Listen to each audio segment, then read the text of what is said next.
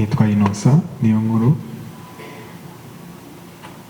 Umufasha wanjye yitwaga Nsabimana Giselle, ansigiye umwana w'ukwezi kumwe kurenga iminsi 2. Ashaka ko kwizina ryanjye ritazibagirana, ariko yanga kumwita niyo nkuru, amwita nkuru. Nkuru ni Vek Ellen mu bisa ryakomotse.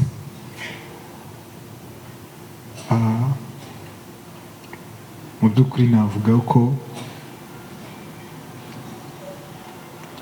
ansize mu gahinda kenshi, ansize mu mubabaro. Biragoye cyane kubyakira, na nubwo sinzi, ntabwo ndemera ko yatashye. Ndi Marine wa Giselle, yari umukobwa wanjye nashyingiye, niwe wari muto mu bana nashyingiye. Twaraganiriye turi kuvuga ibyo kugirirwa ubuntu n'Imana, ambwira igihe yakiriye agakiza, ambwira uburyo yakakiriye, ambwira n'icyo atekereza ku Mana, bitasangana umukristo wo mu mutima. Ni umukristo uzi gutandukanya kuba umunyedini no kuba umukristo. Ni umukristo wari uzi gutandukanya kujya mu rusengero no gukorera Imana. Ni umukristo wari uzi gutandukanya ibyo tubonesha amaso twitirira abakristo cyangwa guki. Dushimiye Imana ko imutwaye, kandi twebwe nago byari bidukundiye.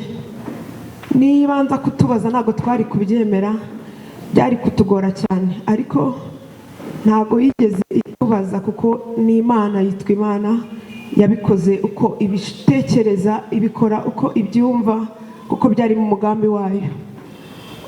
Dushimiye rero Imana ko yabigenje neza. Niwe waherukaga gukora ubukwe, kuko Imana yari yaduhaye umugisha dukora amakwe menshi. Ninjye mukuru, njye mbyaye 3, mfite abahungu. Nyuma yanjye naho hagiye, niwe rero wari uherutse gukora ubukwe, kandi ni nawe wari ubyaye vuba. Ejo bundi nicaye ndi gutekereza, naravuze ni Imana, hari imitima wageneye intimba, kubera yuko ubuhamya bwacu twe ni burebure, kubusubiramo biragoye, ariko mwihangane kugira ngo mbivuge. Yankurikiraga bwa 5, umukobwa wa 5. Giselle yari umukobwa udasanzwe muri twebwe, yari umukobwa w'intwari.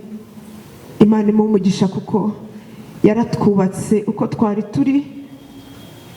Nago ngira ngo abantu bajyaga bareba amaposte yacu cyane, akenshi nubwo twagiye tugira imibabaro mu mibereho, ariko twara abantu nanone tugerageza kurema ibyishimo mu muryango, kandi niwe wadutaramishaga kugira ngo ibyo byishimo bibeho. Ntabwo nzi uko bigiye kuzajya bigenda, kuko twahuraga buri munsi, yabaga afite gitari, tukongera tugahumuriza papa, tugahumuriza imiryango, tukongera tukishima. Nubwo twabaga tuvuye mu mibabaro, ariko tukongera tukabona ibindi byishimo. Imana yarebye rero muri twebwe abari witwara, ariko buriya ifite ukuntu iri bubigenze. Nijoro nicaye ndavuga nise ndi bushobore gucuranga ngo basi abari ngi bisigara, numva imyaka mfite ntibiri bukunde, ariko buriya murabona ko turi benshi, hari undi Imana iri buhagurutse kugira ngo akomeze ibyo Giselle yakoraga. Yari umukobwa mwiza, Imana imuha umugisha. Twagiye tugira ibihe byo kurwaza. Mama wacu muherutse kudutabara, yari amaze igihe kinini arwaye. Giselle yari ari mu rugo cyane, n'uwakiseri udahari, nanjye nkajya mva mu rugo nkaza tugafatanya kurwaza mama. Ariko Giselle yabaye umukobwa udasanzwe. Yarwaje mama kugeza ubwo nawe ubwe arwara, ajya mu bitaro kubera kumurwaza cyane, kandi amubaho buri munsi nijoro amanywa. Giselle mbere udasanzwe icyo gihe, Imana ibimuhera umugisha. ikindi namuvugaho, yabaye umukobwa w'intwari, ava mu bukobwa atadukojeje isoni, kugeza ubwo Imana imuha umutware ari we Innocent, kandi nawe ndamushimiye kuko yaduhesheje ishema. Gisele abasha kwitwa umugore, kandi Imana imutwaye yarasize uruhinja. Ikindi kintu ntabura gushimira Imana hagati mu ruhame, ibya Gisele byo ni byinshi tubivuze. Ndashimira Imana ko Gisele yabashije kureba umwana Imana yari yaramuhaye. Yabyariye amezi 7, ubundi yagombaga kubyara tariki 5 z'ukwa 10, ariko kuko Imana yabonye ko ifite umwanya wo kumutwara uyu munsi, abyaraho mbere, abyarira amezi 7 n'ibyumweru. Ndashimira Imana Gisele ko yonkeje umwana, kuko no kubyara kwe byari bigoye, byari bikomeye cyane. Byatangiye ari akantu gatoya, ariko biza kurangira abyaye, aba muri kuveze umwana, biteye ubwoba. Ariko Gisele yari ihanganye, twaravuganaga akambwira ati mugongo uranyishe kubera kwicara, arimo aronsa umwana kandi yaranabazwe, akambwira ngo umugongo uramwishe, tugashaka imiti kugira ngo umugongo ugabanuke, kuko nta yandi mahitamo yagombaga konsa umwana we. Aramwonsa, aragerageza. Imana ibishimirwe ko yabikoze, akabasha konsa umwana kandi akabasha no kumurebaho, nubwo bari bamaranye igihe kingana nk'ukwezi, ariko yajyaga yicara akavuga uburyo arimo aramukumbura kandi bari kumwe. Mama uherutse kumusura yaramubwiye ngo ndimo ndareba neveke wanjye, nkumva ndimo ndamukumbura kandi ndi kumwonsa, ndi kumwe nawe. Dushimiye Imana ko yamukoreye icyo gitangaza, akabasha nabwo kumwonsa, nabyo mbishimiye Imana. Ntabwo nabona icyo mvuga, ariko turabashimiye namwe mwese mwadutabaye, abaturutse kure, abaturutse hirya no hino. Imana ibahe umugisha. Natwe nk'umuryango w'abavukanyi ba Gisele turamusabira uruko ridashira, kandi tumusezeranyije yuko ari umutware n'umwana tuzagerageza gukomeza kubabera abavandimwe nk'uko yabikundaga. Yakundaga umugabo we cyane, ndetse n'umwana we n'umuryango yashatsemo, kandi natwe turabibijeje ko tuzakomeza kubabera umuryango mwiza. Imana ibahe umugisha. Murakoze.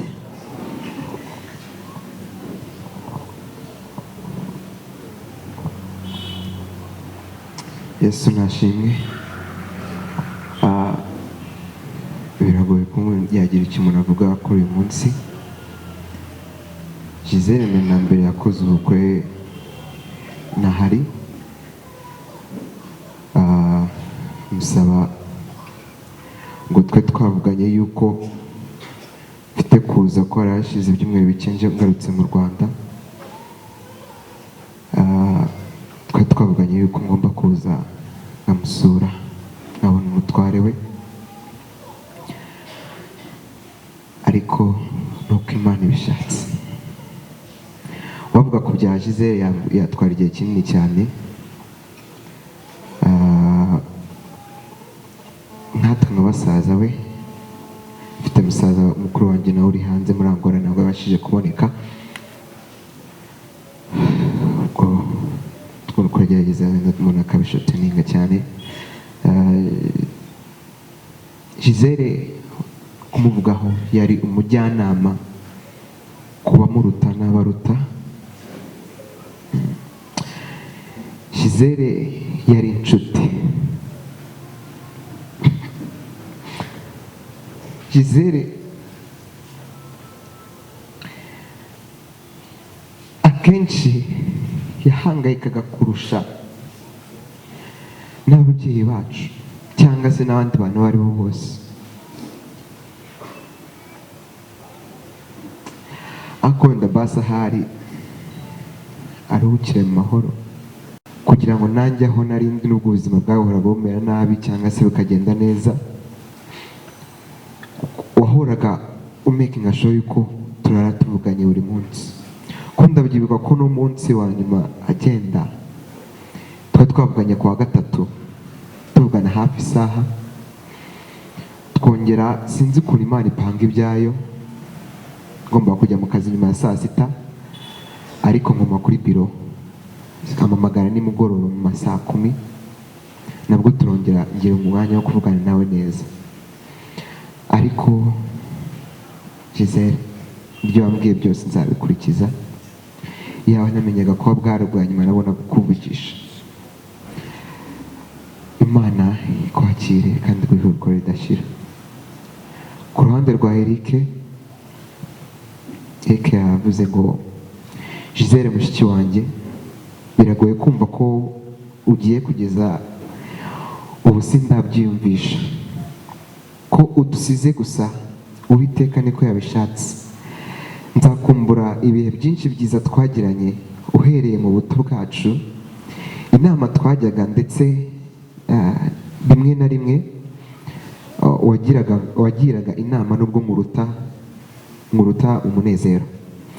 Ibyishimo wazanaga mu muryango kenshi iyo twabaga twicaye twese dutaramye, byose nzabikumbura Gisele.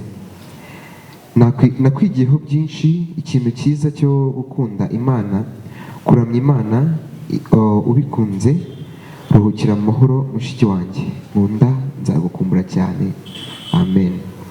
Naribagirwa Gisele, bwa mbere mfata kuri gitari ko nageze muri Turkiya ngira ikibazo cyo muri corona, ko twigiraga online, ngira pasiteri wari inshuti yanjye yagiraga gitari, twari duturanye, njyayo amusaba gitari arayiniza. Note za mbere nazifashe ndi live, Gisele arimo arazinyerekana, yari afite gitari. Ariko icyo watangiye ko ndabyibuka ko n'indirimbo ya mbere nigiyeho gitari yari Umusaraba igisohoka, kandi ndizera yuko icyo watangiye muri njye kizakomeza.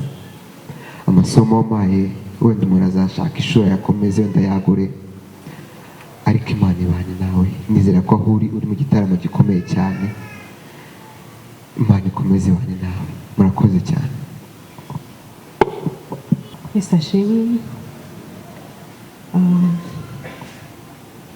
Mu izina ryanjye bwite no mu izina ry'umuryango wanjye, dukomeje gufata mu mugongo umuryango wa Pasiteri Nsabimana Philippe ndetse n'umuryango wa Innocent. Mukomere kandi mukomeze ubutwari. Ndi Marene wa Gisele, yari umukobwa wanjye nashyingiye, niwe wari muto mu bana nashyingiye.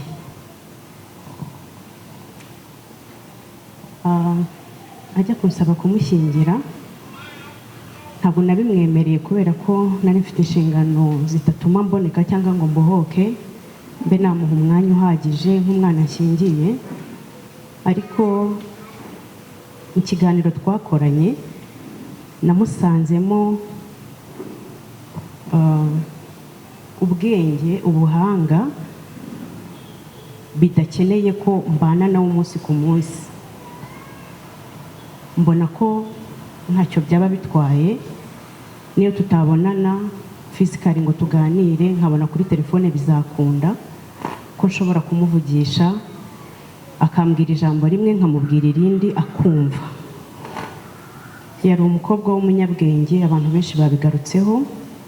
Yari umukobwa w'inyangamugayo, utuje, uzi kujera buri kintu cyose kije iruhande rwe. Yari azi kujera ibintu n'abantu ku buryo kumubonana isura ifite ikibazo ntabwo wapfaga kubibona. Yari umukobwa utangaje, yari yarakuze hakiri kare, ntabwo ubwenge bwe n'ubuhanga bwe byanganaga n'imyaka ye. Twakoranye ikiganiro, nsanga afite ubumenyi cyangwa ubuhanga mu kubaka urugo biruta iby'umugore umaze imyaka 10. Namubajije icyatumye ampitamo, agenda appointing ibiganiro bitandukanye nagiye ntanga yumva, asoza ambwira ngo iyo nkubonye nkwiyumvamo kandi nkumva ndagukunze. Bituma mfata icyemezo cyo kumubera umubyeyi, kandi yari ishema ryanjye. ntabwo nigeze numva ngize isoni cyangwa numva umutima wicujije icyatumye mubera umubyeyi mu rugendo rw'urushako. Gisele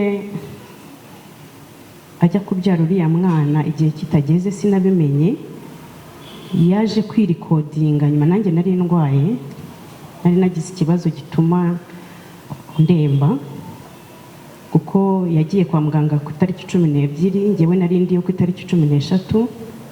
Ntabwo twese twari turi mu bihe bitari byiza, ariko avuyemo afata umwanya wo kwirikodinga, ambwira urugendo yakoze, ndayifite rekodi ye, ambwira urugendo yakoze cyangwa se rwamubayeho muri icyo gihe cyo kubyara ako kana gato katari kagejeje igihe, ndetse afata n'ishusho, ni nayo shusho ye ya nyuma mfite, ari kumwe n'akana nako kasa naho kari gusakuriza muri mikoro y'uburyo yifatagamo.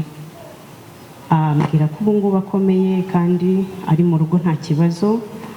Mpita muhamagara turavugana, ndamubwira ngo ndatunguwe. Arambwira yakundaga guca bugufi cyane, yari afite umutima woroheje ku rwego ntabasha kubabwira. Jewe numvaga mbabajwe nuko ntabashije kuba mu nshingano nk'umubyeyi ngo menye ibyo byose, ariko tuvuganye arambwira ngo yakunda kuvuga ngo mother, yakunda kumpamagara mother. Arambwira ngo sorry ko ntabashije kukubwira icyo gihe kubera ko ntabwo nabashaga gufata telefone. Mu gihe numvaga jewe nakagombye kuba nari mbizi, ahubwo ugasanga niwe ufite umutima wo kumbwira ngo ihangane umbabarire ko ntabashije kukubwira ku gihe.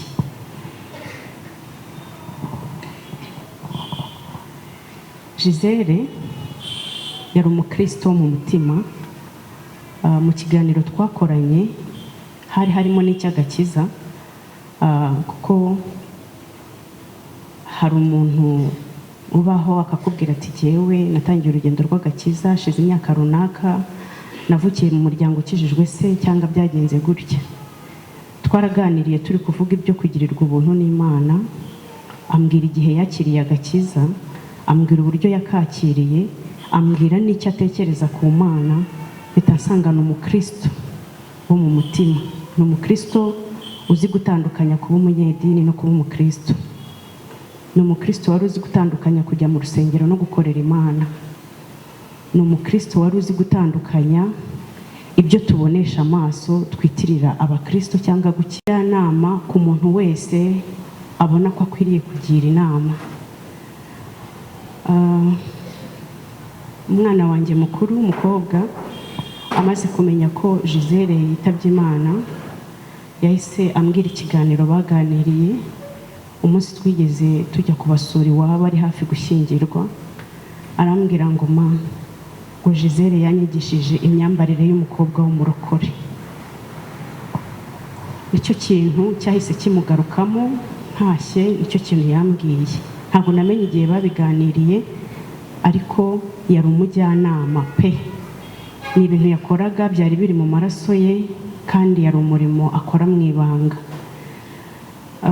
Hari ikiganiro twaganiriye antuma ku babyeyi bamwe batandukanye, arambwira ngo ngenda cyari muto, ngo nshobora kwegera umubyeyi runaka akambona ko narengereye.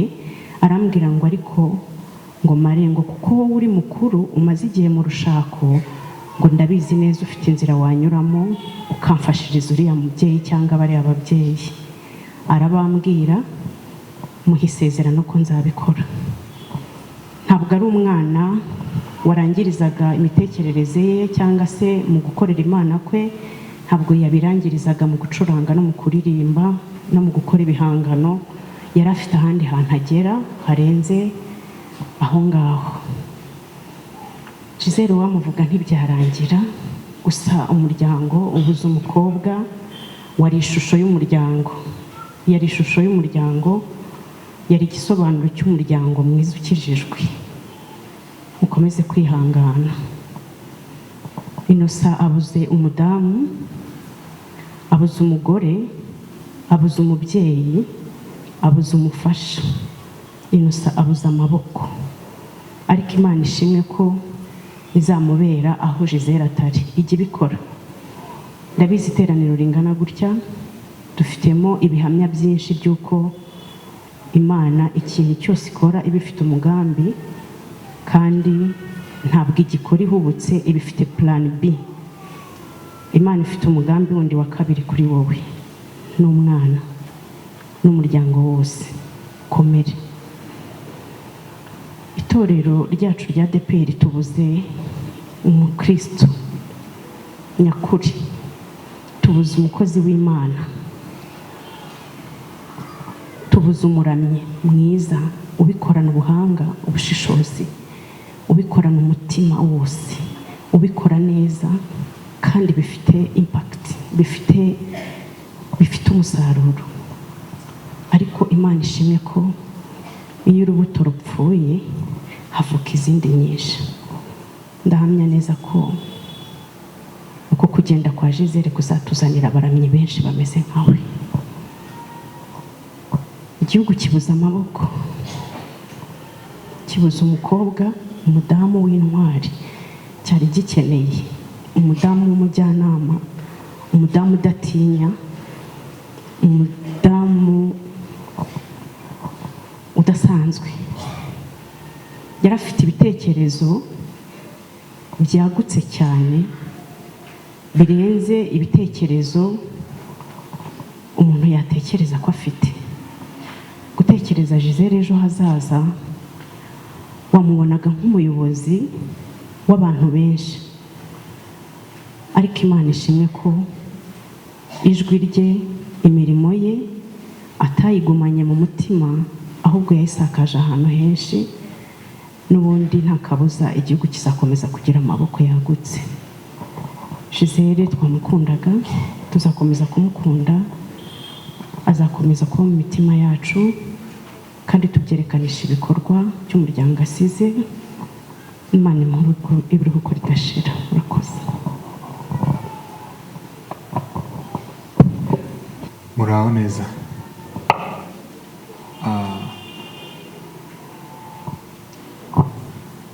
Nitwa Innocent Niyonkuru.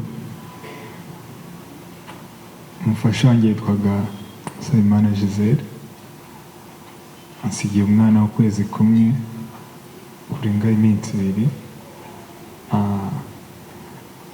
Ashaka ko kw'izina ryanjye ritazibagirana, ariko yanga kumwita Niyonkuru, amwita Nkuru. Nkuru ni Vek, Ellen mu bisaba byakomotse.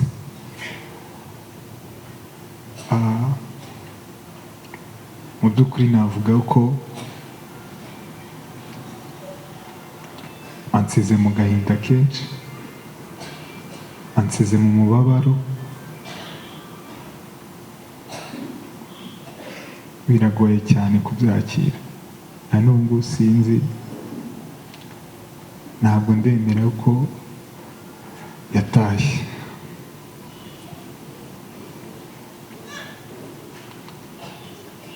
Gisele tumenyana yari umukobwa wubaha Imana, yari umukobwa mwiza witwararika. Uko mubizi mu ndirimbo ze, uko mubibona, ntiwabashaga no kureba umusatsi wiwe ko yahoraga iteka ryose afunga igitambaro.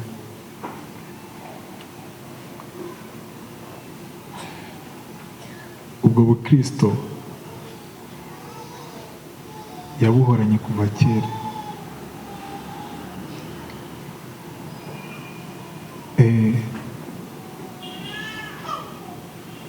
Twamenyanye kera muri 2013, ariko urwo rugendo nubwo twagiye turubamo, ariko siko byagiye bigenda neza. Ariko igihe Imana yaje gushimira icyo gihe twabanye, ariko tujya kubana, nabanje nasenga Imana abati nkeneye umufasha mwiza kandi tuzafatanya kubaka urugo. Mu gusenga Imana bari nawe imbwira, muri uko kubimbwira ndabyibuka hari muri Covid, ingendo zari zigoye kugera i Kigali. Icyo gihe tike kugenda byonyine maze byari nk'ibihumbi 10, kuko hajyaga haguma mu rugo, wajya kumva nk'icyumweru kimwe bayikuyeho mu minsi ingahe, kumva nk'inama ya minisitiri ngo yateranye bakongera bakayishyiraho. Ariko bitewe no gusenga kandi ari umugambi w'Imana, nagize amahirwe turabonana Kigali, kuko twari dusanzwe tuvugana, ariko muri uko gutandukana bibaho, ndamubwira ambwira ko bidashoboka, bitewe ko nanjye ari cyo nari naravuganye n'Imana. Ndavatereka ntahe, ubwo Imana asanga yari yarambeshye. Ariko ubwe nawe agiye gusenga, Imana iramubwira ati nturiye, kuko nawe yarankundaga, ariko bitewe n'ibyo twacagamo akavuga ati no, urugo ari ryo bitazashoboka. Ariko Imana nayo iramwemeza. Naho twaje guca muri process, turakomeza tubana muri urwo rugendo, tugeraho kumvikana igihe tuzabana, dukora mariage muri umwaka washize kwa 12. Ntekereza yuko nta n'umwaka twari turamarana naho, ariko ndabyibuka muri anniversaire, ntekereza ko ari nkayo fete yabayeho turi kumwe, ariko turi kumwe n'abantu benshi, ko twifuzaga yuko yari afite anniversaire mu kwa 12, njye nayo nyifite mu kwa 6. navuga ati ubwo nkoreye fete nawe nzayimukorera, none nitugera ku ya mariage igihe twakoreye ubukwe bizaba akarusho, tuzahamagara inshuti n'abavandimwe, kuko icyo gihe hari umuryango ariko hari n'inshuti nkeya. Yateguraga ibintu neza, yari umugore w'umutima, yari azi kwihangana, yari umujyanama wanjye. Sinatinya kuvuga ko yari papa, aho papa atabaye we yarahabaye.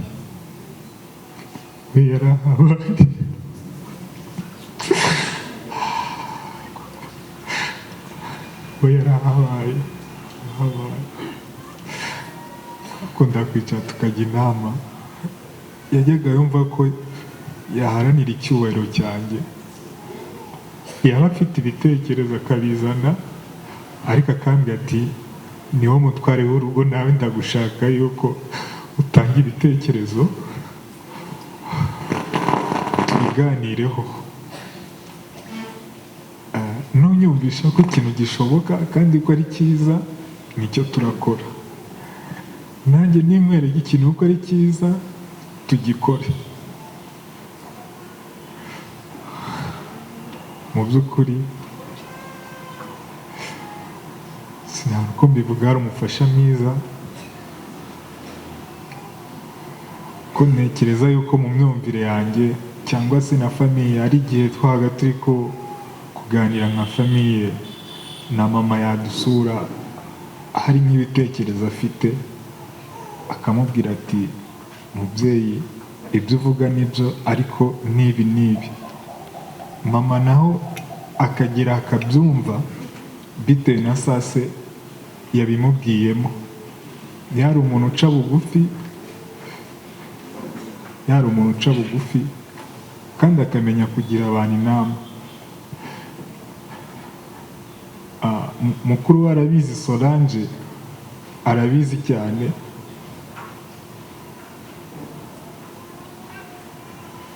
Hari utubazo bagiranaga n'abandi baturanyi, akagenda akicaza abantu, akagira ukuntu akavaringa ibintu, kuvuga yari afite ubwenge bwo kugira ukuntu ahuza abantu, nubwo wamurusha umwaka akakureka ukabanza ukavuga ibyo uvuga, nawe akakwereka ibikwiye kandi ukumva ni ukuri. Byaratunguranye ku munsi wo gutaha ko twarirwanye, ariko wagira ngo no muri iyo minsi byari murimo, kuko yatashye ku wa kane, umwana yari yujuje ukwezi kwa kabiri. Ku munsi wo ku cyumweru ubanziriza urupfu rwiwe, naho umwana twari kumwimuhira ndi hanze, umwana afite akagiripe, arangije arampamagara, ajya azenguruka mu cyumba cyose arimo gusenga, arimo kumpamagara yashakishe yambuze, abona umwana ari kuzana amacandwe mu kanwa, afite n'utugiripe mu mazuru, arimo kugira nyine ngo umwana nkari ikibazo abaye, aza yiruka nshaka. Aho tubonaniye niho nahise nicara kuri moto, ko twari twagize amahirwe ahantu twari turi hari moto, twirukangira kwa muganga, twibagirwa n'indangamuntu, twibagirwa byose n'ibyangombwa. We arirukanga ajyana umwana ku bitaro, njye nsigara nandikisha transfert. Ariko wabonaga ukuntu yari ashishikajwe n'umwana kugira ati yongererwe ibiro, kuko yavutse igihe kitageze. Mu by'ukuri ntabwo yahwemaga kumwitaho, kuko n'uwo munsi twageze ku bitaro asanga umwana yiyongereyeho hafi kilo, kuko yavukanye ikiro kimwe n'amagarama 700, ariko byari bimaze kugera ku biro 2,600. Yamwitagaho uko ashoboye, akamushyira mu gituza, akamuririmbira, akamucurangira. Umwana ukabona ari guseka, tukavuga ati hari ubwo wasanga ari icyo mu nda. Benshi bajya batubwira ngo ni icyo mu nda, ariko tukabona nyine umwana arimo guseka. Icyo gihe nawe numva biranshimishije ukuntu nyine amwitaho, kuko n'icyo gihe twararanaga, akagira umwanya yonsa umwana, yarangiza akamushyira mu gituza, njye nkasinzira. Aho umwana yabaga yasinzira agiye kumuryamisha, nanjye akambyutsa nkareba, nawe agasinzira. Ni ukuvuga yitaga ku mwana, kuko umwana yaryamaga amasaha 3, yari azi kubyubahiriza. Hari n'imiti twamuhaga yo gukomeza amagufa. Urumva ibyo byose twajyaga tugerageza kugira ati turebe umwana ko muzima, ariko najya avuga ati no, nshaka ko umwana wanjye abaho, kuko hari abana benshi baguye mu bitaro hariya twari turi mu makuveze. Aravuga ati njye umwana wanjye nzamwitaho paka akuze. Muri iyo minsi yahamagaye uyu pare, amubwira nyine ibyatubayeho. Arangije aramubwira ati ubwo rero bibaye n'umugongo harimo icyo kibazo bana yakubaze, uzihangane byibura utegereze imyaka 5. Arangije aravuga ati ntabwo nabishobora, ahubwo ngiye kubabyara, mbabyare ngo nzabakorera nyuma.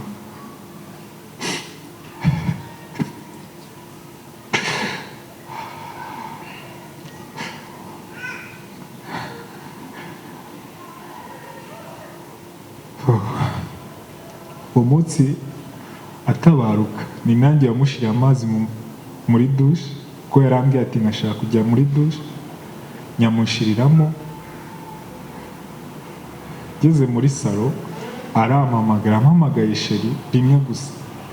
Ngera muri dushe ndamufata, kuko nabonaga nyine asa naho yahumye atari kureba.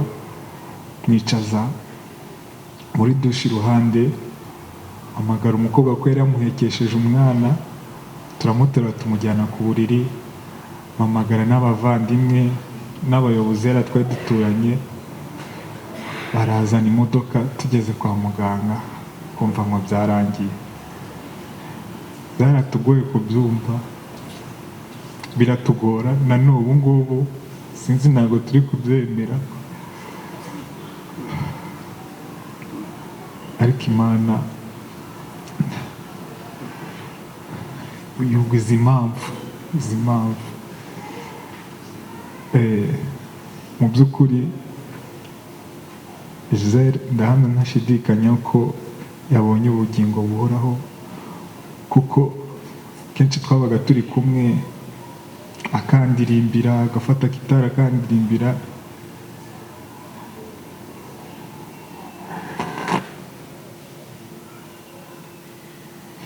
kumbyaza ubutumwa bwiza, nyigisha ijambo ry'Imana, kuko yari yarakijijwe muri 2019, nanjye yanyigishaga ijambo ry'Imana ashaka ko nkizwa, ariko nzashyiramo imbaraga kugira n'Imana izamfashe. Umwana asigiye ndizera ko kandi azabaho. By'ukuri nta byinshi mfite byo kuvuga, ndabashimiye cyane ko mwaje kudufata mu mugongo. Imana ibahe umugisha, inshuti n'abavandimwe, famiye ku mpande zombi, ndabashimiye. Imana ibahe umugisha, murakoze.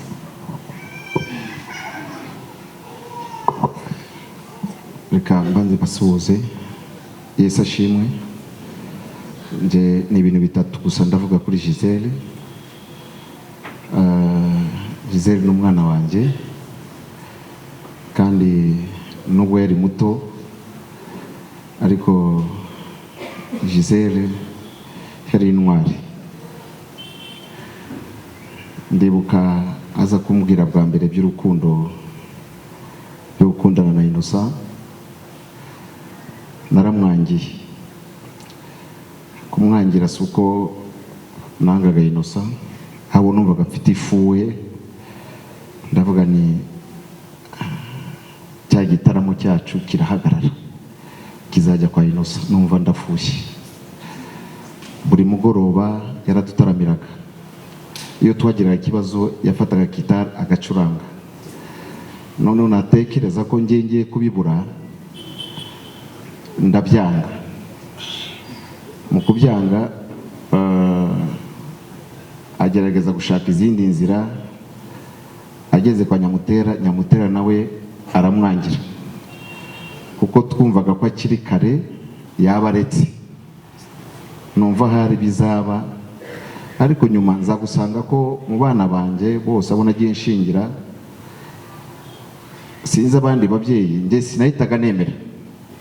Abandi hari bavuga bati tugize amahirwe abonye umugabo, ariko njye navuga ni ngiye guhomba. Guhera no kuri Grace, we nashatse no kumwohereza mu ishuri hanze, ndavuga ni najye kwiga, mbwira umugabo we ni uretse abanze ajye kwiga. Ariko nuko numvaga ko kumwikuraho azaba agenda ariko abaretse. None bigeze kuri Gisele ho numva ni igihombo double. Nyuma guca bugufi kwe no gutitiriza, murumva ko ari no kumushumburi yagiye aramubwira ngo dore umutware, dore tugiye gushakana, ariko papa yabyanze. Nyuma gutitiriza kwe no guca bugufi, ntaravuze ati amaherezo nayahe, nzajya nemera numve ku ma audio cyangwa handi, ariko agende. Nyuma twaje kwemera, aragenda. Urugo rwacu nje ku giti cyanjye nagiye mfusha. Bigeze ubwa nyuma, aho Grace yavuze ngo yarwajije nyina, byageze igihe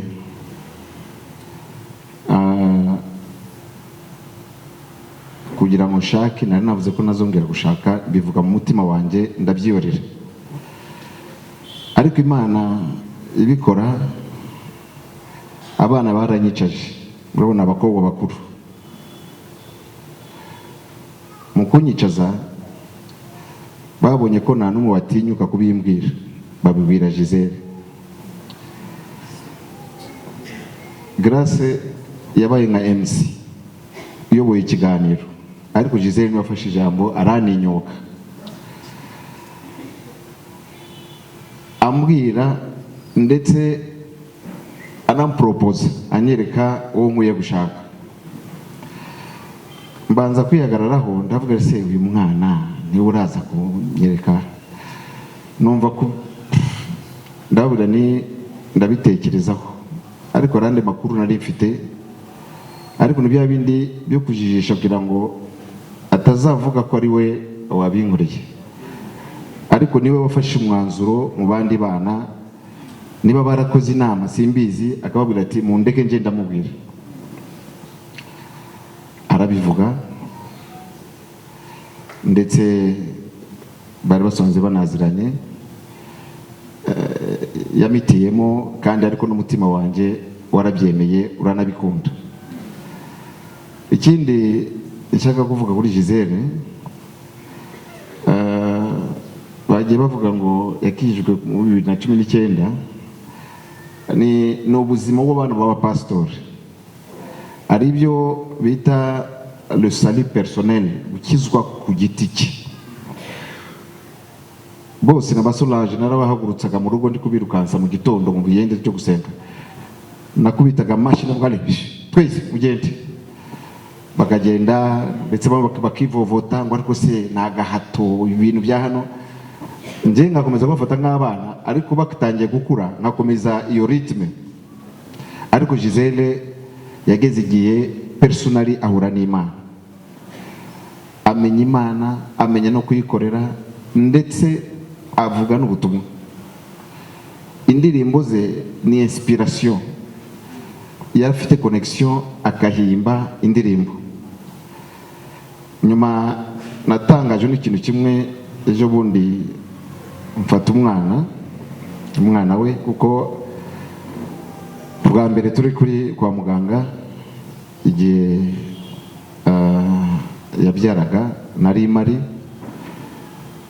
bamukuye muri salle amaze kuva mu kinya, yasohotse arambona arambaza papa nawe waje, ndavuga naje. Nitwe twajyanye twembi kureba umwana muri kuveza. Ndebye akana numva mfite ubwoba, ndakareba ndi kwibaza niba kazashobora kubaho. Turamureba turi kumwe turazenguruka, nicyo gihe namubajije ngo se umwana afite izina, ararimbwira. Turasohoka hanze, nyuma nje nasubiye i Kigali. Kumenya inkuru bayimbwiye ndi ku rusengero, ari Solange umamagaye arambwira ati papa ameze nabi, na Innocent yari yamamagaye yambuze, yanyandikiye na message ngo papa Gisele ameze nabi. Narindi kuganira n'umukristo, ndi kwakira abakristo, ariko ari umukristo turi kuganira, nabonye bamamagaye cyane. Umukristo musaba babaze inyanganire, mbaze nitabiye telefone iramamagara cyane, bambuye ko Gisele yaguye muri koma. Ndababwira ni mwirukanke mumujyane kwa muganga. Ntabwo numvishe nikanze ikintu gikomeye, kuko nabonaga ko Imana itabikora ku muntu nk'uyu uyikorera. Natekerezaga ko aracyari kare, Imana ntiyakwihuta ngomeza kuganira n'uwo mukristo. Ariko natunguwe nuko Grace yamamagaye arambwira ati nyuma y'isaha imwe gusa bamaze kumbwira mbere ngo Gisele byarangiye.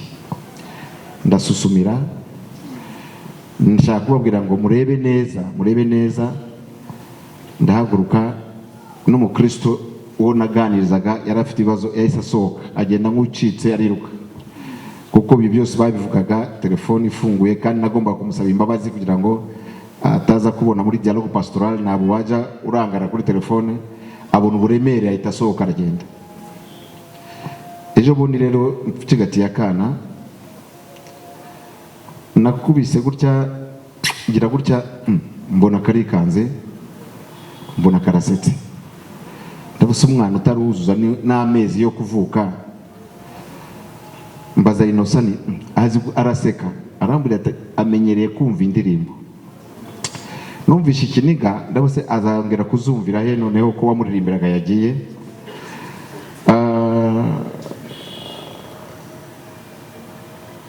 Yaryitoje, yaramuririmbiye, umwana amenyera no kumva indirimbo, bigera naho aranakura, akura vuba kugira ngo azajye yumva indirimbo.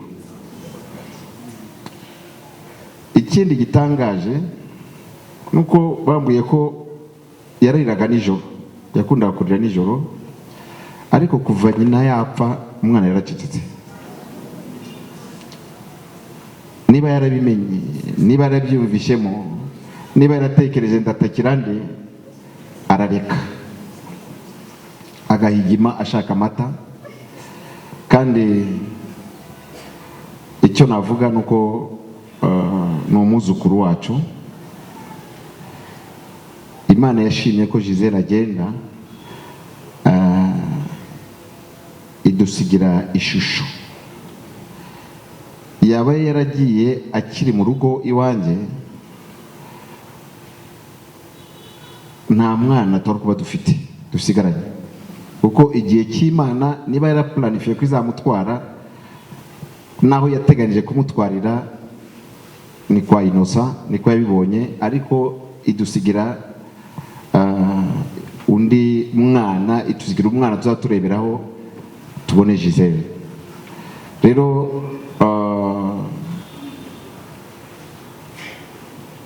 ushaka gusoza mvuga ni Gisele yari umukristo, yari umukristo uko benshi babivugaga, aciye bugufi kandi afite n'imishinga myinshi. Nabivuzeho nijoro, yagiraga ibitekerezo byagutse, ari muto, ashirika ubwoba, yaratinyukaga, ariko agatinyuka anubaha. Yari afite ubwenge Imana yamuhaye y'uburyo agomba kwitwara. Aragiye, ariko indirimbo zirasigaye. Nabivuze nijoro ni Gisele nawe yapfuye. Iyo tuzajya twumva umusaraba, tukumva imbaraga z'amasengesho, tuzaba tureba Gisele agihari. Kandi njyewe ahari ni ubutumwa bumwe nagiye mvuga bashobora kumva, ariko bya Gisele byo byageze kure, kuko isi yose yari imaze kumumenya. Niyo mpamvu mubona dufite n'abanyamakuru benshi. Njye mpfuye ubanza nabo bazaza, sinzi niba bazaza, ariko kubera ko Gisele yari ikirangirire, kubera ko ari ikirangirire, bafite nabo n'abategereje aya makuru. Ayanjye ubanza ari mwe muzayamenya n'itorero ryanjye ry'Igatare basi, ariko kuba ikirangirire no mu byo nafuhaga ndi kwanga kumutanga nawe birimo. Numvaga ko Gisele ari kugenda bikirangirire, ariko ari iwanjye. Najya kwa Innocent bizaba ni kwa Innocent, sinzagaragara,